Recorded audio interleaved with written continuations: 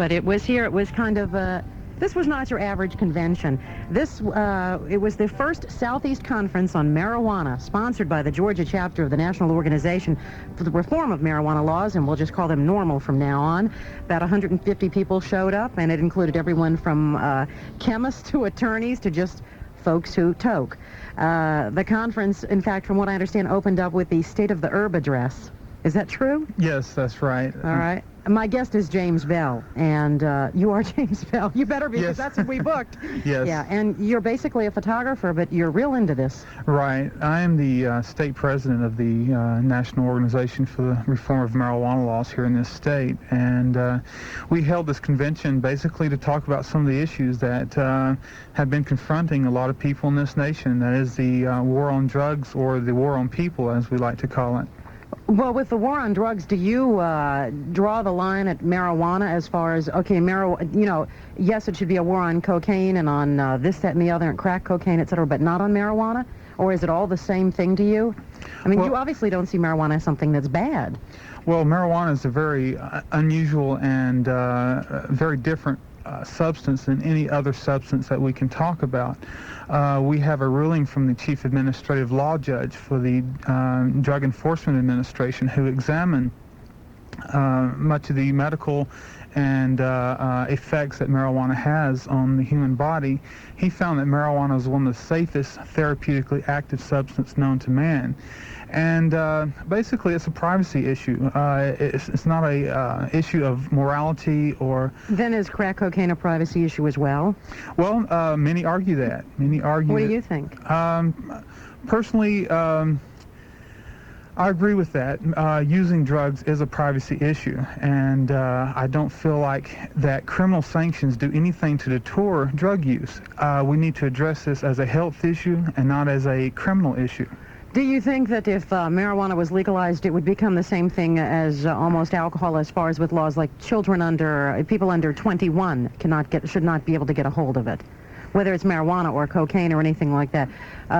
You can't drink and drive, so therefore you can't smoke and drive. Yes. Well, we have to use the same standards we have set for other substances and be consistent with those policies. And, of course, our legalization or decriminalization in this state has nothing to do with the availability of marijuana to children. Those who give marijuana to children will continue to do so. It should still be a crime to give marijuana to children, and our society has decided that we can control children's behaviors to a certain degree. Our point is, what is the best way to deter use of marijuana by adults? And that is through education. American people respond to honesty and education. They don't respond to criminality. But if you really want marijuana legalized, you're not really saying let's cut down the usage by adults. You're saying you just don't want people to be criminally prosecuted for using it. Well, that's not necessarily so. I'm saying that we have used, alcohol and tobacco is legal. We allow it to be sold openly. In fact, I think some of the laws should be more restricted with alcohol and tobacco. Meaning? How restricted? What do you mean more restricted? Well, for instance, our current laws allow people to drive to stores, to the liquor store, to the restaurant, consume the alcohol, and we allow them to make the decision whether or not they're sober enough to drive. We also allow people to consume a particular amount of marijuana and drive without being illegal. There is a certain amount you can have in your system without being under the influence, and we find these laws to be inconsistent. Do you smoke pot? Yes, I do. How much? I mean, do you do it daily? Do you do it on the weekends? Do you do it just for, you know, like a social drinker, like little white wine with the fish, well, a little ganj with the steak? All the above. So you do it every day? Yes, I do. Are you high right now? No, I'm not. Okay. There's a time and place for everything, and this is not the time or place for that. Do you smoke while you're in your car? No, I do not. You always wait till you're home. What do you do for a regular living? I'm a photographer, a freelance photographer. So that's what we said that before, but I mean, you do this on a daily basis, even though you're freelance, or do you find that you have a lot of time at home? Well, I don't spend my life smoking marijuana. Okay. I do have other interests. Does this help you in your job, though, as far as being creative? I suppose being a photographer, you are very creative, right? Yes. So... No, this has nothing to do with creativity. And you don't feel like you're hooked on this? You could stop any day? Well, there's no doubt that marijuana can be psychologically dependent. There is no evidence that it's physically dependent. I'm not trying to put you on trial, okay, but have you used anything harder than this? You know how a lot of people say, those people who start on marijuana, they will eventually go to cocaine or barbiturates or this, that, and the other, heroin, LSD, whatever. Yes. Is that true? Well, my first experience with drugs was with a grape wine and tobacco, and my first knowledge of illegal drugs was actually from our sheriff's department in Douglas County. What do you mean? When I was a child, my first experience as far as drug education goes was to the extent that a local sheriff came by and basically displayed a wide variety of drugs and said, this one makes you go up, this one makes you go down, this one makes you go sideways. And that interested you? It interested everyone who was being taught this. I think that the law enforcement should not be teaching drug education. This has no place. No one in my class knew what getting high was until the local sheriff came by and exposed us to pills, cocaine, and marijuana. And then after that you wanted to try it? It sure aroused a lot of interest within my peers. All right, we're talking to James Bell. He is with the group NORML. In fact, he's the state president of NORML, right? Yes. Which is, in case you don't know, it is the National Organization for the Reform of Marijuana Laws. We'll continue our conversation, and we'll also take some calls at 872-0750 about getting marijuana legalized. If you think that he's right or wrong, we want to hear from you this afternoon. In the meantime, we need to check WSB Skycopter Skyplane traffic. 85 degrees outside. If you just tuned in, we are talking to James Bell. He's a freelance photographer, and he is the Georgia president of, the president of the Georgia chapter. That's right. Of the National Organization for the Reform of Marijuana Laws. If you've got a question to ask him, you're welcome to call us. You can the phone number. Jim in Doraville, you are in WSB. Hi, how you doing? I just want to say, sir, I Yes. totally agree with everything you just said.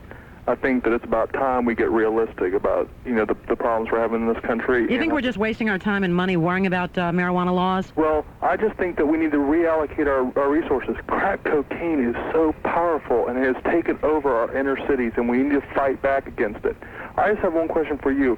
What would be the logistics of going about this? I recently went to Amsterdam, Holland, and I noticed that they had bars there, and it just seemed very low-key. No one, was screaming in the streets and freaking out and that. Everyone was just kind of like, hey, it's just something to do. Is that the kind of the way you want it in the United States, or would you sell it through an ABC store or something like that, through a specific store, or would it be more like a bar?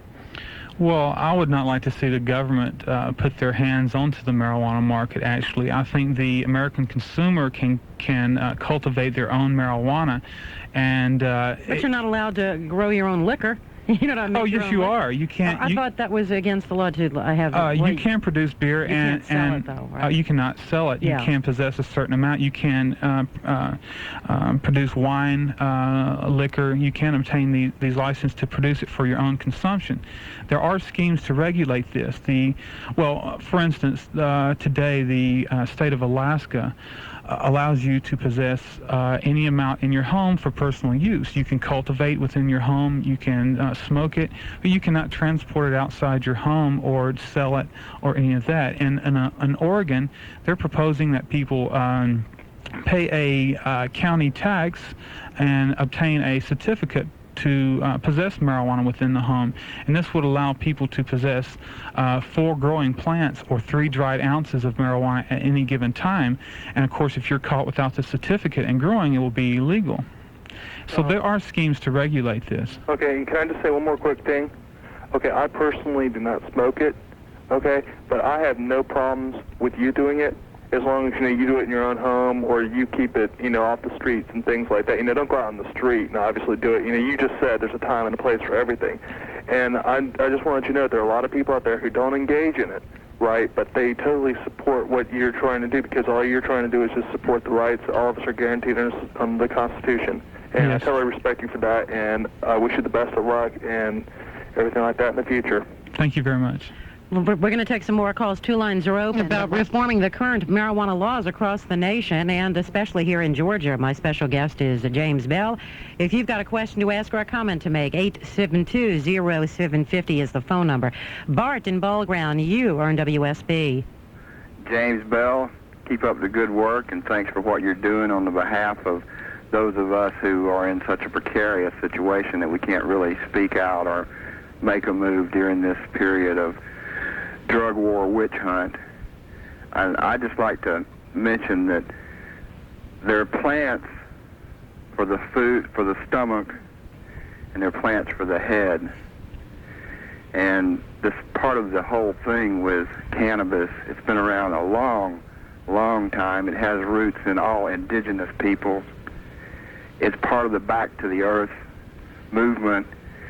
If we don't learn how to live in harmony with this planet rather than being at war with it, we're going to destroy it and ourselves.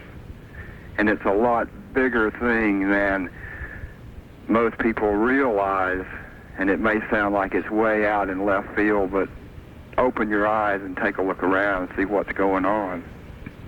Are you with me?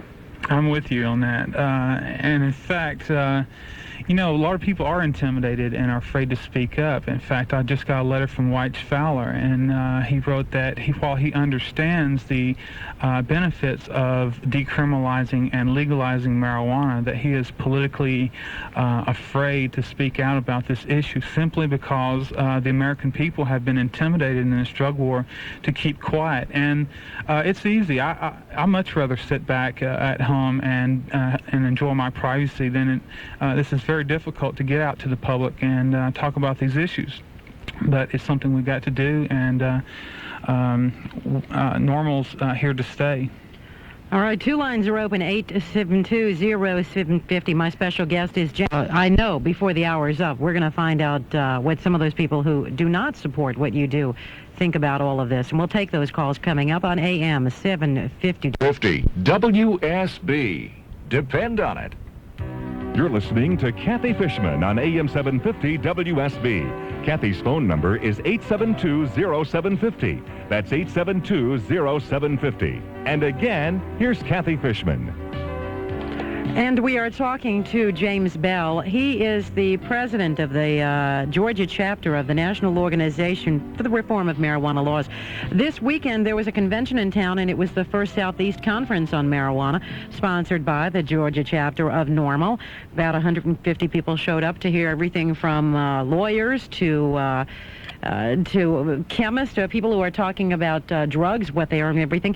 We're going to take your calls right now. Phone lines are chock full of listeners, so we're going to get to those in just a moment. But first, WSB Skycopter Skype. Let's go to the phones right now. Don and Doraville, you are on WSB. Hello, how you doing there, James? Just fine. Yeah, I was wondering, do you have any information on how the new Bush drug laws will affect marijuana use? Yes, we do have a draft copy of the Bennett's plan, the new and improved drug war. Yeah. Basically, it will, they're forcing states not to decriminalize marijuana. These are some of the proposals. They know that NORML is very influential and is making some headway on this issue. And it will also force anyone who's been arrested for marijuana to lose their driver's license. You may lose your professional license, doctors, lawyers, the barber, whoever is licensed by the state. You will no longer have these licenses if you're a marijuana smoker and have been caught at this. That's pretty ridiculous, huh? How about will these laws in any way affect states that already have decriminalized marijuana? Well, like I said, these are just proposals that they're... Oh, right. What are the states with the least penalties now? Okay, 11 states have decriminalized marijuana to some degree, and this means just by taking the least offense and taking the incarceration penalty away from it. Some states still have a fine of from $100 to $500. Right. The state of Alaska, as I mentioned earlier, has, due to the Supreme Court ruling, they do allow for private use in the home, and the judge ruled in that case that the right of privacy does outweigh the effects of marijuana or the government's desire to limit the availability of marijuana. So basically, people in Alaska are free to smoke marijuana privately. Larry in Forest Park, you are on WSB. You there, Larry? Yeah, I'm here. All right. I don't think that it should be decriminalized. I hope that they still keep the laws in effect to keep it illegal. And 10 years ago, I would agree with him.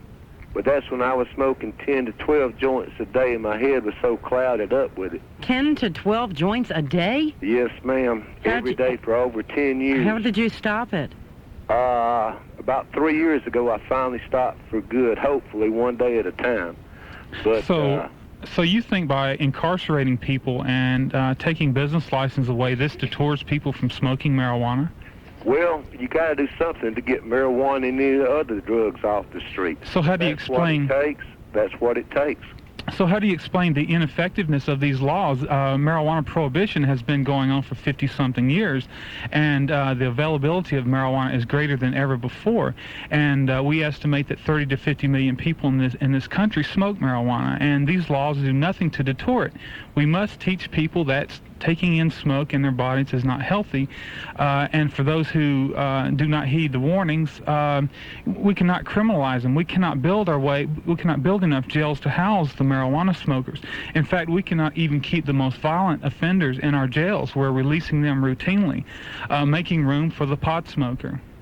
No, the jails are full of people that committed crimes while they were on drugs to get more drugs. Why do you think they call it smoking dope? I mean, if there's nothing wrong with it, if it don't hurt you, if it don't take you out of yourself, why do you think they call it smoking dope? Well, it's called marijuana. It's not called smoking dope. All right, we're going to continue taking calls. One line is open. We'll also check traffic coming up on AM-750. As president of the Georgia chapter of the National Organization for the Reform of Marijuana Laws, Keith in Roswell, you are in WSB. Hi, James. You and I could not be more at odds with one another if we were to try. I am in full support of laws that restrict the use of any mind-altering drug. Including alcohol and tobacco? Certainly. I cannot claim to be a teetotaler when it comes to alcohol. I wish I could. But speaking of which, if I were to use alcohol on a daily basis, I would be a prime candidate for seeking help. Sure, a lot of people do abuse drugs, but what's your point? If something is a terrible substance, and I'm not saying that you must grant that it is, but I feel as though it is, why make it a legal thing? Why give it government sanction? And we both know that when something is legal, it has a sanction. Whether it's overt sanction or covert sanction, it is sanctioned by the government. Well, the fact is, millions of Americans use the drug despite these sanctions, and Well, the fact is that millions of Americans, that would be an overstatement. Millions of Americans commit many offenses of the law that are unhealthy. Does that mean that it's good? No, it means that these laws disrespect individuals' privacy, and these criminal sanctions do not work on private activities such as marijuana smoking. And Based upon what? Pardon me? Based upon what do you make this statement? Do you feel as though, for instance, Georgia has one of the most lax laws for seatbelt usage. Seatbelt usage went up in Georgia from 10% to over 50%. This is a personal affront to your privacy. This is something that, it's obviously making a difference. Well, sir, seatbelt laws do not work. No, I'm just talking. I'm sorry, go ahead. People do. I do not wear my seatbelt now. The statistic is that it's gone from 10% to 58%. Yes. I wear mine. I mean, that is the statistic. To say that it does not make a difference, and then to have a statistic that says that it does, I feel as though it's in opposition to what is apparent. I think that by making it illegal, you are reducing the usage of marijuana. Do you think that's a true statement or a false statement? Oh, that's absolutely false. So by making it legal, you're going to reduce the usage. No, I did not say that either, sir. You're putting words in my mouth. I'm just asking, please. These criminal sanctions, if it were removed, would have no effect on the use of marijuana. It would not increase or decrease. So you don't feel as though there would be some type of sanction by the government by making it legal? No, I feel like those who use marijuana today would use it regardless of the sanctions against marijuana. All right, let me ask you a little bit different tact. Surgeon General Cancer Society has vowed to try to have a smoke-free America by the year 2000. Yes. Where would this fit into that plan? Obviously, smoking any substance and I realize there are other ways of ingesting marijuana, is not a healthy thing to do. And marijuana use, certainly you hold this noxious substance in your body as long as you can to receive the full effect, which is going to be even more toxic. Any comments concerning the health matter of marijuana, as you would regard it as a cigarette? Well, in 1964, the Surgeon General announced that marijuana did cause a lot of that tobacco did cause a lot of problems. Rather than trying to criminalize people and to stop their usage, they decided to start a education campaign. And since the 60s, due to this education campaign, and in spite of our governments using our tax money to support the tobacco product, tobacco use is down. And we feel like through educating people about marijuana is not to say it is a harmless drug. There are many effects you have to consider on marijuana. It does cause bronchial problems. People who use it too much or too often do have lung problems. Some people do have motivation problems, though amotivational syndrome does exist in the absence of marijuana. So these are things you have to consider. You should not operate a vehicle under the influence of marijuana or heavy equipment. So, I'm not advocating that everyone gets stoned and have a big party. We do teach responsibility. You need to be responsible for your actions, and you can, government sanctions will do nothing to increase this. All right, we're going to take some more calls coming up right now. WSB Skycopter Skyplane Marietta, you earn WSB. Kathy. Yes, sir. Mr. Bell? Yes. I, sir, could not disagree with anybody more than I disagree with you on this matter. I'm a man much older, I'm 58. But I've just come from working at a convenience store. But in the last 5 years, I would say 60 to 70% of the young people between 16 and 25, this is both young men and young women, you hire them if they own pot. You don't want you out, they're not going to say they are, they're going on to crack. But it said you cannot depend on them, they can't function. But I'll tell you, within a certain period of time, I think they're needing more money than they're making. Well, sir, why didn't... substance, and they by golly, will end up stealing, and they're dishonest. Then why didn't these laws keep them from smoking it? That's my whole point here. But if you legalize it, sir, is that you're just giving a green light to say all of them can do it? Some few are not, since it's illegal. Oh, there are many, many people who do not smoke marijuana and don't think that this country is, the whole country is smoking marijuana. But if you would just work with me at the lower level, now it said this is not intellectual, just at the lower level, like I have to do with these young people. Now, I don't make a lot of money myself, but I'm just saying that it is, if you just watch what I see every day coming through the door, not just the ones who work for us, but the ones that are coming through the door who are 14, 15, 16, I'm talking about young boys and young girls, and combining pot, and if they can buy beer illegally, it's most uncontrollable personality I've ever seen in my life. It's most hostile. Well, we know that crime and violence exist in the absence of marijuana, and there are a lot of low-life people out there, unfortunately, who smoke marijuana.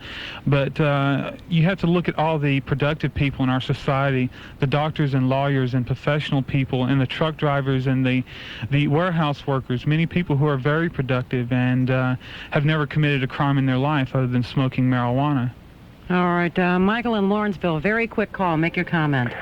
Okay, you made the statement earlier that there should be further laws regarding alcohol due to the fact that people still had the right to make the decision whether or not they were sober enough to drive. I think this also regards smoking marijuana. When these people are taking part in smoking marijuana in their own homes, what's to prevent them, under the influence of marijuana, from making these decisions? Well, nothing. What prevents them from doing it today? All right, we're running out of time here, but I tell you what, you're going to stay for some more time, right? Yes. All right. So, James, just say no. These folks are saying just say normal. This weekend, we saw the first Southeast Conference on Marijuana sponsored by the Georgia chapter of the National Organization for the Reform of Marijuana Laws, better known as NORML. About 150 people showed up to that convention. Our guest, James Bell, was there. He is the president of the Georgia chapter of NORML, and in fact, the conference even had the opening thing was the State of the Herb address, which you guys have to have a sense of humor. Oh, sure. You knew you were being cute.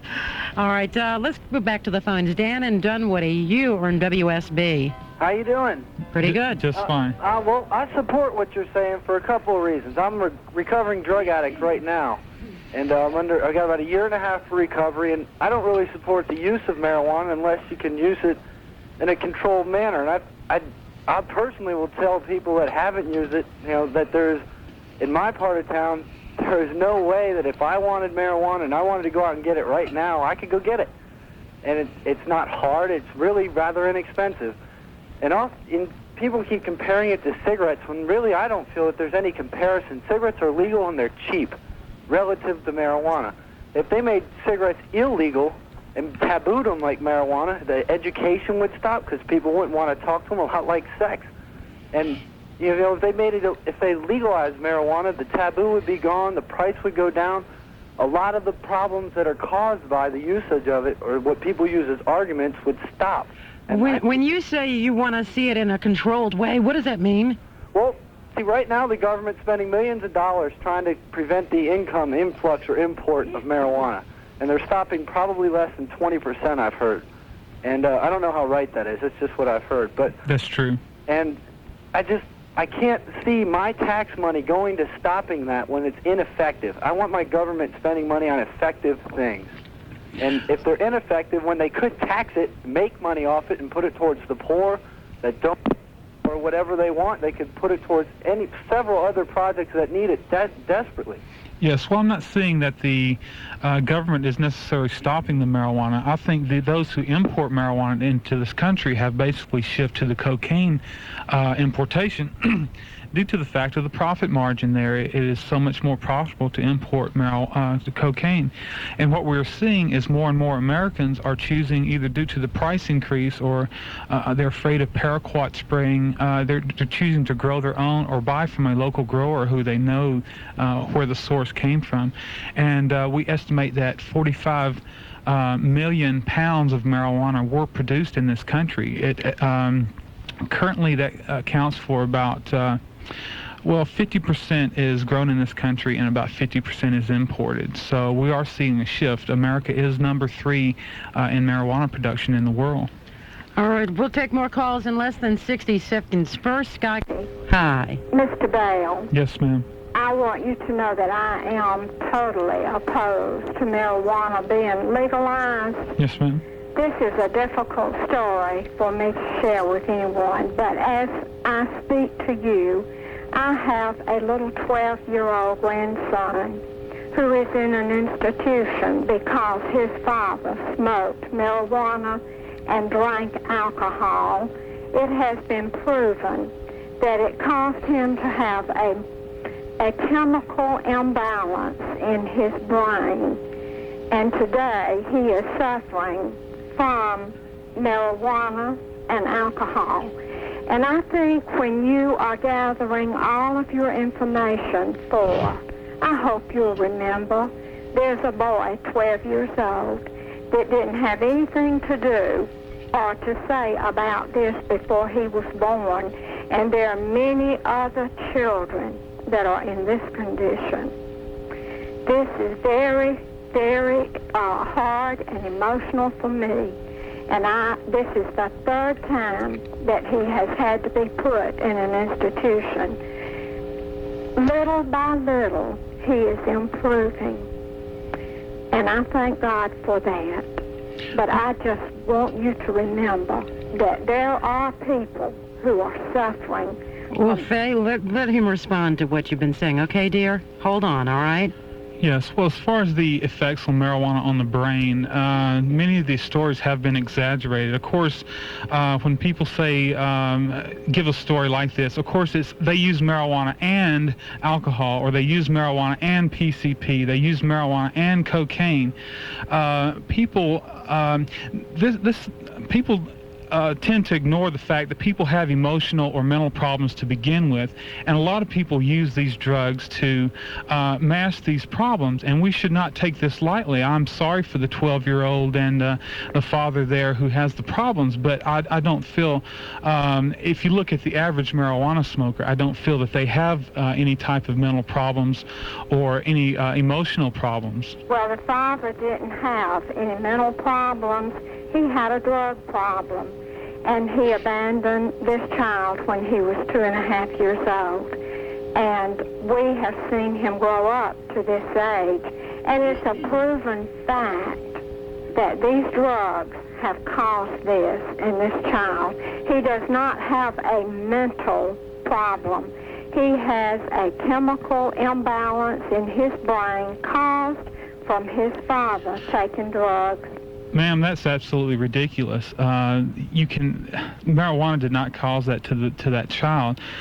We have information from the Harvard Medical School that states that marijuana, while it does have some short-term memory effects, once you abstain from smoking marijuana, your brain returns back to normal, and you cannot pass this on to anyone.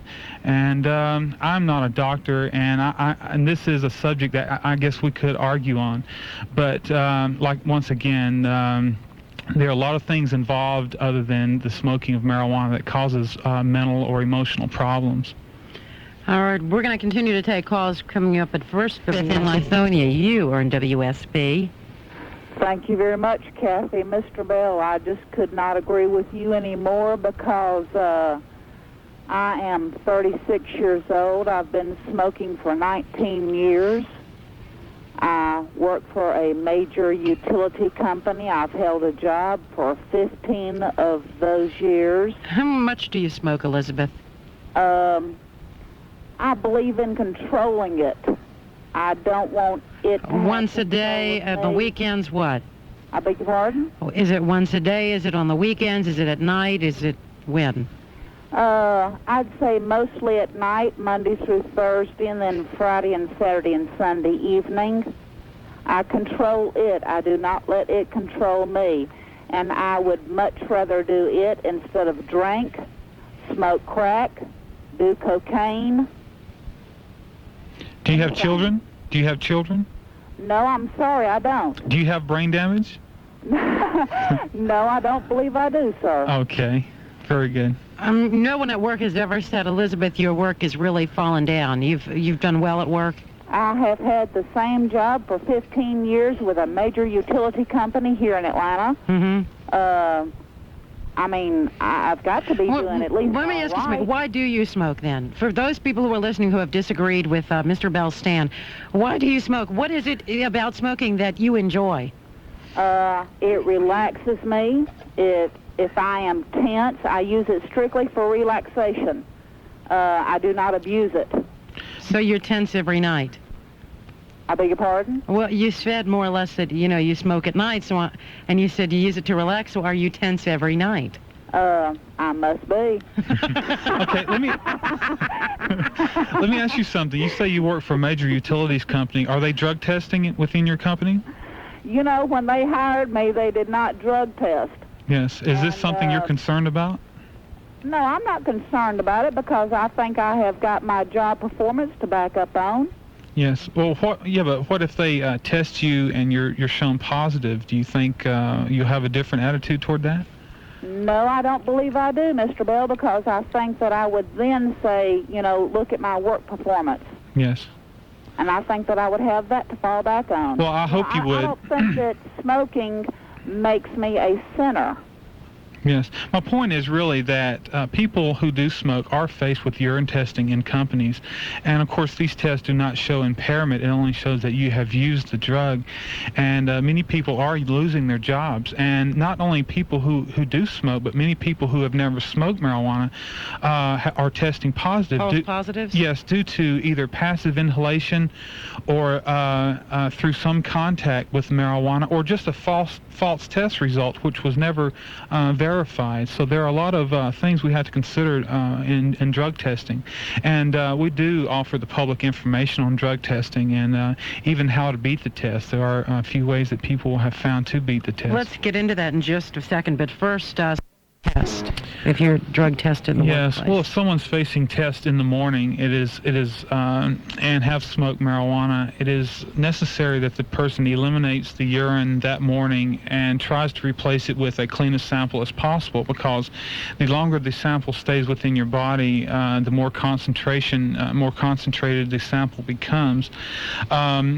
Marijuana, the metabolites, or the byproduct of THC, stays in the system for a regular smoker up to 30 to 35 days.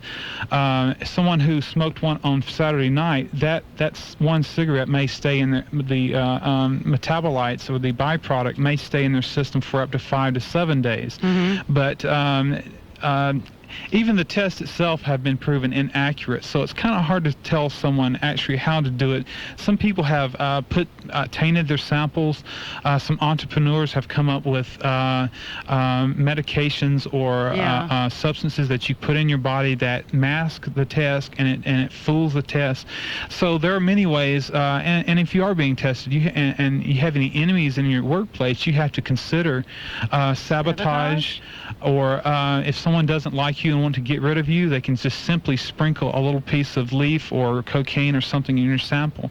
And so this happens. It actually happens. People have lost their job through false results, and people have no recourse. They're simply sent out the door and say, well, good luck, and you're positive, see you later, we don't need you in this workplace. All right, we're going to take some more calls. We'll also check into the news center coming up in just you from WSB. Got a question for my guest, James Bell? Yes, hello, Kathy. Hi. Mr. Bell, I agree with you on the legalizing the marijuana laws. Yes.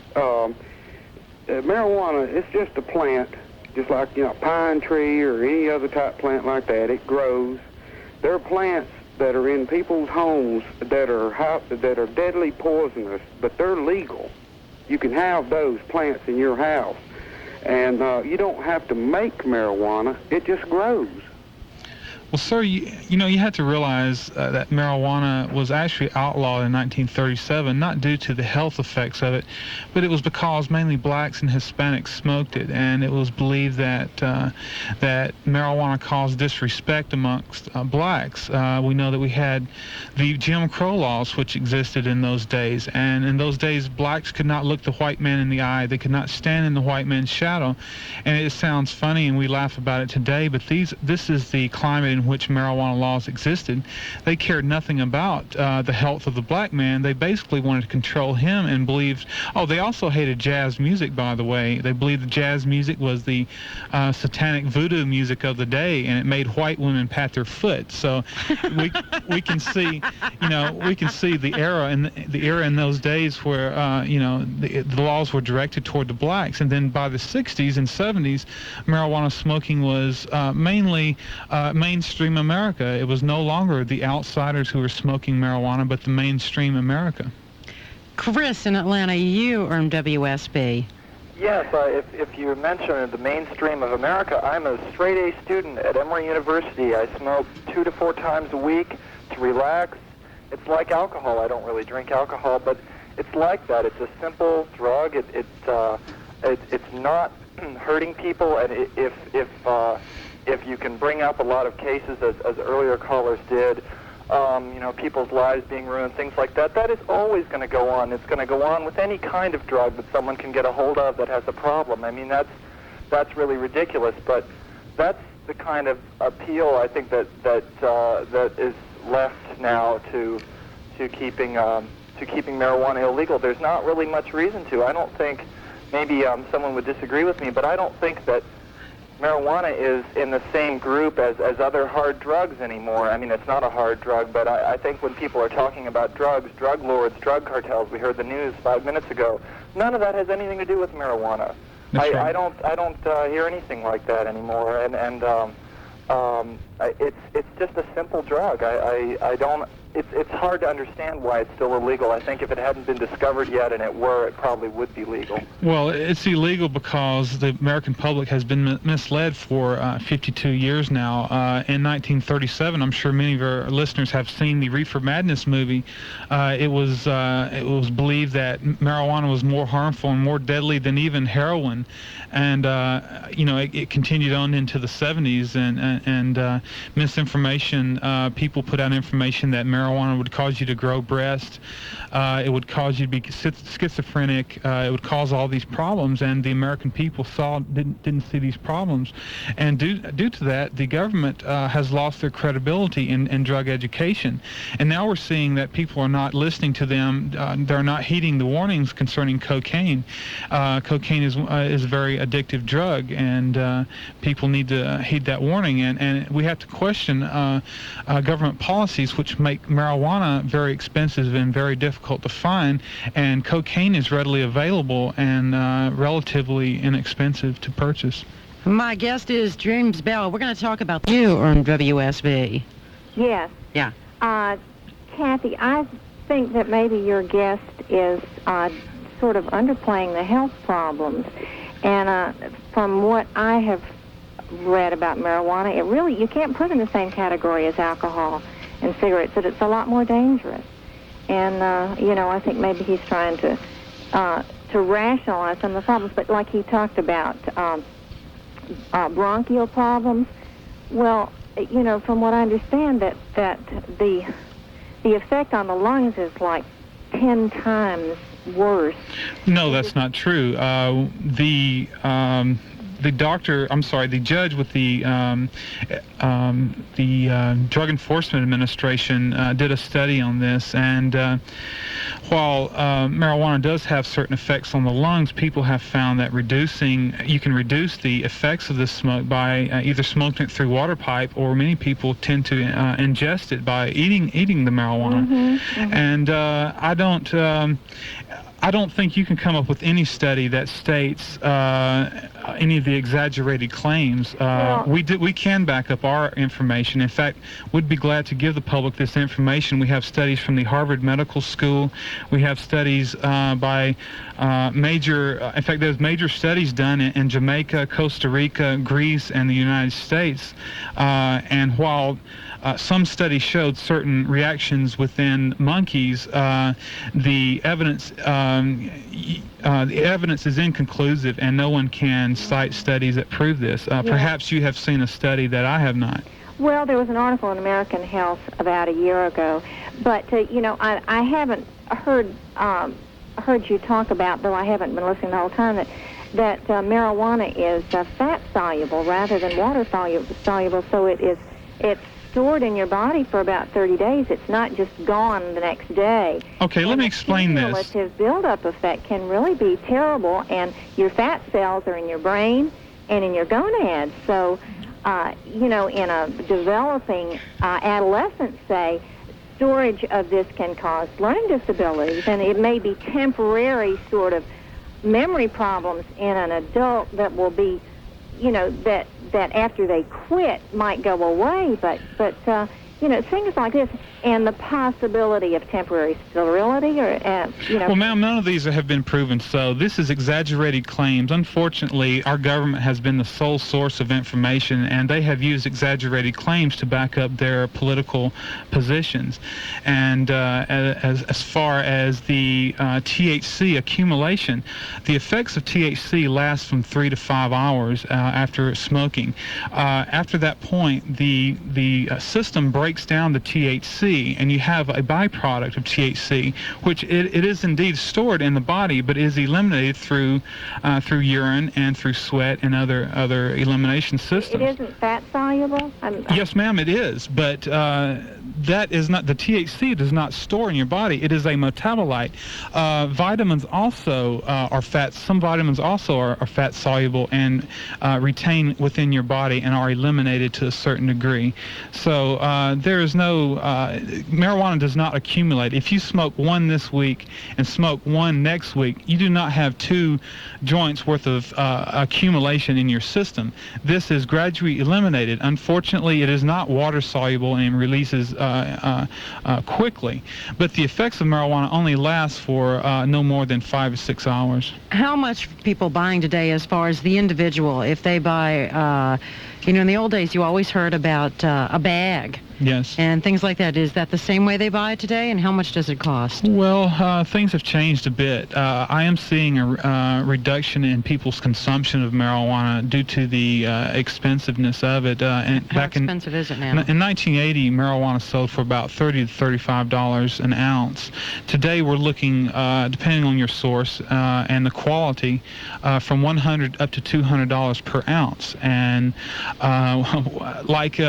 we're seeing that because of the increase in prices, that more and more people are growing the marijuana, either due to cannot afford to buy it, or they're or growing it to sell just to make profits due to the increase in prices.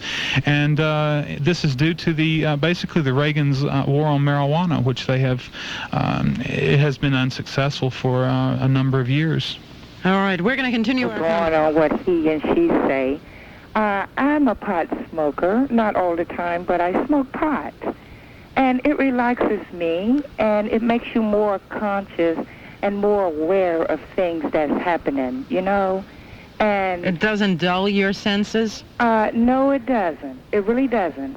And I used to work for a cancer hospital, a cancer institution. Mm-hmm. And the cancer patient, naturally, they have this illness, but they give them pot to help them through the pain, And I don't understand why a lot of people have such negative attitude toward, pot. That's what I call it.